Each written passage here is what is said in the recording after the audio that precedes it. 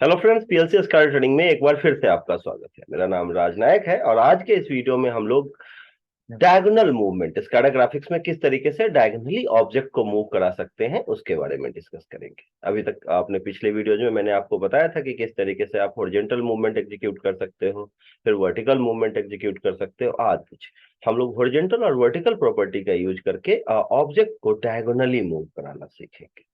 ठीक है कि किस तरीके से उसे एक डायगोनल पाथ में मूव करा सकते हैं। तो वीडियो को शुरू करते हैं। बट शुरू करने से पहले अगर अभी तक आपने चैनल सब्सक्राइब नहीं किया तो चैनल सब्सक्राइब करना मत भूलें। प्लीज चैनल सब्सक्राइब कर लीजिए और बेल आइकन को भी जरूर प्रेस कर दीजिएगा ताकि नोटिफिकेशंस जो जब भी मैं नया वीडियो अपलोड करूं तो आपको रेगुलर बेसिस पे मिलता रहे। तो शुरू करते हैं कि डायगोनल मूवमेंट। डायगोनल क्या है? कोई भी डायगोनल पाथ है। जैसे मान लो कि ये पाथ है डायगोनल। ठीक है, अभी तक हमने हॉरिजॉन्टल देखा और वर्टिकल देखा। अब हम लोग देखेंगे कि डायगोनल पाथ अगर कोई होता है तो उस पे कोई ऑब्जेक्ट कैसे मूव करेगा। जैसे ये ऑब्जेक्ट होता था हमारे पास, तो ये ऑब्जेक्ट अगर इसको मैं कहूँ कि यहाँ से मूव करके ये यहाँ पे पहुंच जाए। ठीक है, हो गया। It's so simple. लेकिन कैसे सिंपल है तो उसके बारे में हम लोग डिस्कस करेंगे कि कैसे मूव करा सकते हैं। अब वो हमारे पास कोई ऐसी डायगोनल प्रॉपर्टी तो है नहीं। जब भी मैं क्लिक करता हूँ एनिमेशन टेबल पे गया तो लोकेशन पे मैंने देखा हॉरिजॉन्टल प्रॉपर्टी के बारे में मुझे पता है, वर्टिकल प्रॉपर्टी के बारे में पता है, लेकिन मैं डायगोनल नहीं जानता।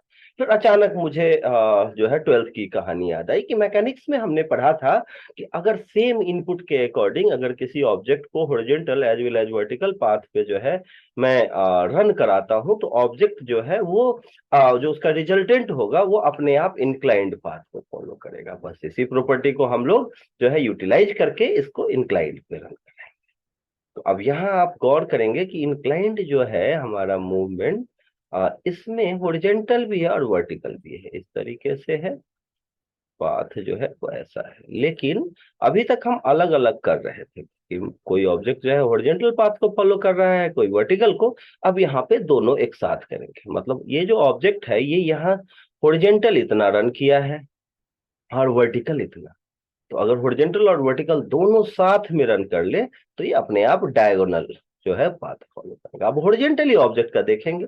ये ऑब्जेक्ट जो है यहाँ से यहाँ आना है, तो हॉरिजॉन्टली ये यहाँ से जो है यहाँ आया है। आप देखेंगे हॉरिजॉन्टली लेफ्ट से राइट आया है और वर्टिकली डाउन टू टॉप। ये आपको ध्यान रखना पड़ेगा कि डायरेक्शन किस तरफ जा रहा है। अगर समझ में ना आए तो आप लाइन ड्रॉ करके इस तरीके से देख सकते हैं कि ये इधर लेफ्ट से राइट आया है और डाउन टू टॉप गया है। तो अब हम लोग शुरू करते हैं। तो सबसे पहला काम शुरू करने के लिए क्या है, एक आप डुप्लीकेट की। ठीक है, और जिस तरफ जो फाइनल पोजीशन पे जाना है वहां पे डुप्लीकेट को जो है वो रख देते हैं। तो यहाँ मैंने इनिशियल पोजीशन है, ये फाइनल पोजीशन है, मूवमेंट इस पाथ पे होना है। अब मैंने जैसे इनिशियल पोजीशन पे क्लिक किया तो पहले मैं हॉरिजॉन्टल देख लूं। यहाँ क्या है, 380 है। अब यहाँ देखता हूँ कितना है, 740। तो कितना हुआ डिफरेंस मेरा, 360। ठीक है, कितना हुआ, 360। तो अब मैं इस पे क्लिक करता हूं। अब हॉरिजॉन्टल पे गया, लोकेशन में हॉरिजॉन्टल। अब मैंने कहा मान लो कंडीशन कुछ भी हो सकता है, 0 से 100, 50 to 100, कोई भी लिमिट में। तो मान लो मेरे पास कंडीशन है कि 0 से 100 ऑब्जेक्ट को इंक्लाइंड पाथ पे रन कराना है। तो हॉरिजॉन्टली वो लेफ्ट से राइट आ रहा है, ये ध्यान रखेंगे। और डिफरेंस क्या है मेरा, 340। एक सेकंड में चेक कर लूँ जो है, कैलकुलेशन मिस्टेक नहीं होना चाहिए। 740, हाँ तो 360 है डिफरेंस। तो यहाँ पे डिफरेंस एक्यूरेट होना बड़ा जरूरी है। अगर आप थोड़ी सी भी मिस्टेक कर देते हैं ना तो आपका पाथ जो है स्मूथ नहीं होगा, स्मूथली ऑब्जेक्ट नहीं मूव करे। अब वर्टिकल चेक करता हूँ, यहाँ कितना है, 290 और यहाँ 50 है। कितना हुआ, 240 difference from bottom to top. तो वर्टिकल पे गया। अब देखो अकेला अकेला ऑब्जेक्ट नहीं, दोनों साथ में प्रॉपर्टी होंगे। तो bottom to top same input 0 to 100, मतलब एक ही टाइम पे ऑब्जेक्ट को हॉरिजॉन्टल और वर्टिकल दोनों मूवमेंट अप्लाई कर देते हैं। तो ये कैसे काम होता है, तो डिफरेंस मैंने 240 डाल दी। ऑब्जेक्ट जो है हॉरिजॉन्टल और वर्टिकल दोनों मूवमेंट कर गया, इसका काम खत्म। मूवमेंट जो मेजरमेंट के लिए लेते हैं हम लोग। अब आप देखेंगे किसे रन करा के चेक करते हैं कि हमने कितना सही किया है, कहाँ पे एरर रह गया है। अब जैसे ही इसे मूव कराऊंगा आप देखेंगे कि कैसे मूव करा, हॉरिजॉन्टल मूवमेंट भी इसमें डाला है और वर्टिकल भी। तो स्मूथली आप देखेंगे इंक्लाइंड पाथ को ये फॉलो कर रहा है। अब अगर मान लो मुझे इसको ऊपर से नीचे लाना है, तो इसको ले आते हैं, इस पर क्लिक किया। अब अगर मैं ऊपर से नीचे ला रहा हूं तो हॉरिजॉन्टली ये राइट से लेफ्ट की तरफ जा रहा है और वर्टिकली टॉप टू बॉटम। अब यहाँ हॉरिजॉन्टल पे गया मैं, हॉरिजॉन्टली राइट से लेफ्ट की तरफ, तो यहाँ मैं इसको बदल दूं, यहाँ 0 कर दिया और यहाँ मैंने 100 कर दिया। यहाँ से चलना शुरू हुआ, यहाँ पे मैंने 0 डाल दिया और जिस तरफ मूव हो रहा है ऑब्जेक्ट उस तरफ मैंने जो डिफरेंस था वो डाल दिया 360। ठीक है, तो ये ध्यान रखेंगे। वर्टिकल पे आए, वर्टिकल में भी टॉप टू बॉटम आना है, तो यहाँ 0 और यहाँ 100। ठीक है, यहाँ पे आप 240 डाल देंगे और ऊपर 0। तो ये ध्यान रखना पड़ता है ताकि स्मूथली। और टैग नेम यहाँ पे एक्सप्रेशन में डालते हैं, इसके बारे में आपको पता है, हॉरिजॉन्टल वर्टिकल मूवमेंट पढ़ते समय आपको बताया था कि जो भी टैग नेम होगा आप यहाँ पे लिखते हैं। आप कोई एक्सप्रेशन भी लिख सकते हो अगर किसी स्पेसिफिक लिमिट में सिर्फ रन कराना हो तो। अब आप देखेंगे कि ऑब्जेक्ट जो है वो टॉप टू बॉटम आ। ठीक है, इस पाथ का जो इसका पाथ है वो ये है। अगर मैं पाथ को कोई नेम दे दूं तो जो है ए ले लिया मैंने। ठीक है, हाँ, इसका नेम जो है मैंने इस पाथ का यहाँ का बी ले लिया। इसको एडिट कर देता हूँ।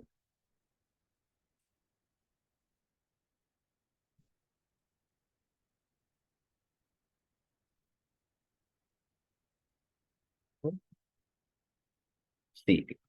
अब ए टू बी जाने के लिए ऑब्जेक्ट को, या आप इंटरचेंज कर देते हैं कि ऑब्जेक्ट को एक्चुअल में ए से सी जाना है। हाँ, और ए से सी आने के लिए अब पहले क्या था कि मैं हम लोग जाते ए टू बी और बी टू सी, ये साथ में अगर मैं लेता हूं तो ऑब्जेक्ट, अब आप देखेंगे कि ऑब्जेक्ट जो है वो आपका सी टू ए आ रहा है। तो सी टू ए आने के लिए क्या है, आपका सी टू बी और बी टू ए, ये जो पाथ है इसको आपको एक साथ डालना पड़ेगा। ठीक है, तो इस तरीके से जो है आप ऑब्जेक्ट को रन करा सकते हैं। ठीक है, अगर मैंने पाथ को चेंज कर दिया कि ये ए है और ये सी है, तो ये पॉइंट से ऐसे लिया है मैंने।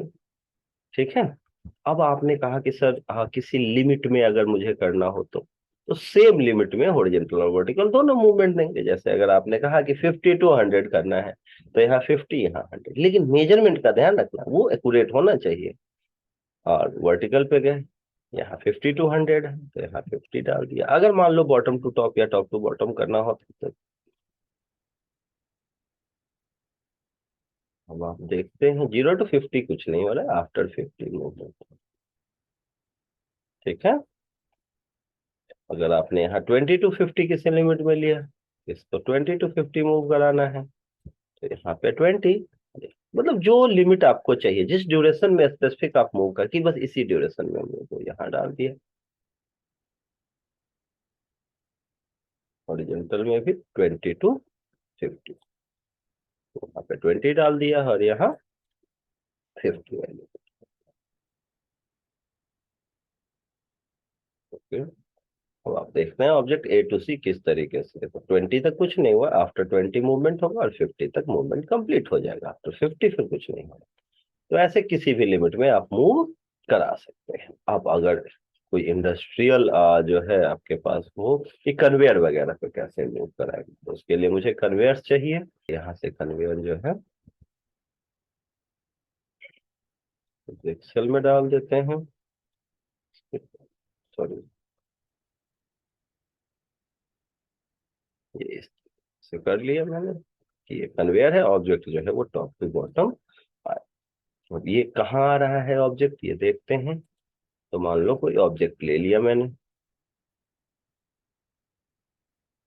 कोई बॉक्स। ठीक है, तो ये देखते हैं हम लोग कि कोई भी ब्लॉक मिल गया मुझे,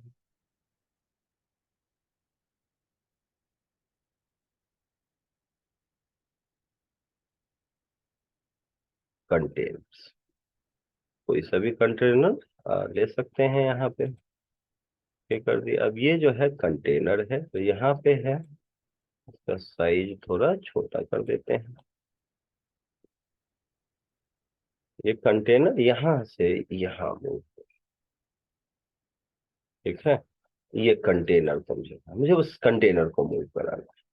थोड़ा और बढ़िया बना देता हूँ। सिंबल फैक्ट्री में गए,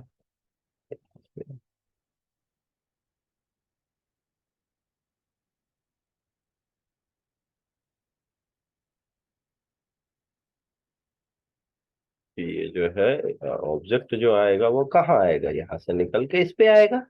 तो ऑब्जेक्ट का पाथ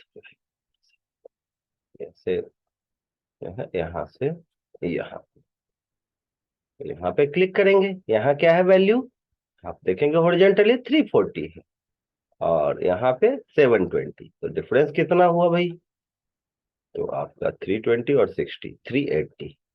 ठीक है, तो यहाँ पे गए। अब ये ध्यान रखेंगे किधर से किधर, लेफ्ट टू राइट। तो यहाँ क्लिक किया, 0 to 100, लेफ्ट से राइट की तरफ 0, और यहाँ 100। जिस भी लिमिट में आपको काम करना हो यहाँ रख सकते हैं। यहाँ 0, और यहाँ हमने क्या मेजर किया था, 380। डिफरेंस जो है वो बहुत ध्यान से मेजर करेंगे। तो यहाँ क्या है, 340 है, यहाँ क्या है इसका 720 है। तो आपका जो है 380 डिफरेंस। अब यहाँ वर्टिकल पे चेक करते हैं, वर्टिकल पे क्या है 0, और यहाँ क्या है 230। तो कितना डिफरेंस आया, 230। तो टॉप टू बॉटम, 0 से 100, तो टॉप पे 0 है, और यहाँ 100। कितना आया है डिफरेंस, 230। तो अब मैंने दोनों में वैल्यू पुट कर दिया है। अब देखता हूँ इसका काम खत्म। अब देखता हूँ कि ऑब्जेक्ट किस तरीके से पाथ पे मूव करता है। ठीक है, आप देखेंगे बिल्कुल प्रॉपर डायगोनली मूव करता हुआ ऑब्जेक्ट जो है वो कन्वेयर के ऊपर आ गया। एक कन्वेयर पे, इंक्लाइन कन्वेयर पे मूव किया, और ये नॉर्मल कन्वेयर। तो इस तरीके से आप किसी भी ऑब्जेक्ट को डायगोनली मूव करा सकते हैं। तो ये बड़ा इंपॉर्टेंट है फीचर, क्योंकि जब भी आप पैकेजिंग प्लांट में या फूड प्रोसेसिंग इंडस्ट्री में काम करते हो, तो इस तरीके से प्रोसेसेस जो है आपको मैन्युफैक्चरिंग प्रोडक्शन में भी काफी सारे प्रोडक्ट्स की जो है इसके साथ ऐसा कन्वेयर पे मूव कराना होता है। ये मूवमेंट एनिमेशन जो है वो आपको पुट करना पड़ता है। तो अब मुझे लगता है कि ये सारा डिस्कस करने के बाद आपको ये डायगोनल मूवमेंट के बारे में पता चला कि डायगोनली किसी भी ऑब्जेक्ट को कैसे आप मूव करा सकते हैं। ठीक है, आपने वीडियो को अंत तक देखा। अगर वीडियो आपको पसंद आया हो तो इसे लाइक करना बिल्कुल मत भूलिएगा, और अगर पॉसिबल हो, आपको लगे कि ये बहुत अच्छा है, ये नॉलेज सबको पता होना चाहिए, तो आप जो है इसे शेयर भी जरूर करें। क्योंकि आप वीडियो शेयर करेंगे तो आपके दोस्तों को भी इसके बारे में पता चलेगा, और वो उनका भी नॉलेज इनहेंस होगा। ठीक है, और अगर आपको कोई क्वेरी हो, कुछ भी आपको कोई भी शिकायत हो, या आप कुछ जानना चाहते हैं स्पेसिफिक टॉपिक पे, तो कमेंट सेक्शन ओपन है, आप कमेंट सेक्शन में कमेंट कर सकते हैं। ठीक है, ठीक है, वीडियो को अंत तक देखने के लिए बहुत बहुत धन्यवाद। मिलते हैं नेक्स्ट वीडियो में नए टॉपिक्स के साथ, नए कॉन्सेप्ट्स के साथ। तब तक के लिए थैंक यू वेरी मच।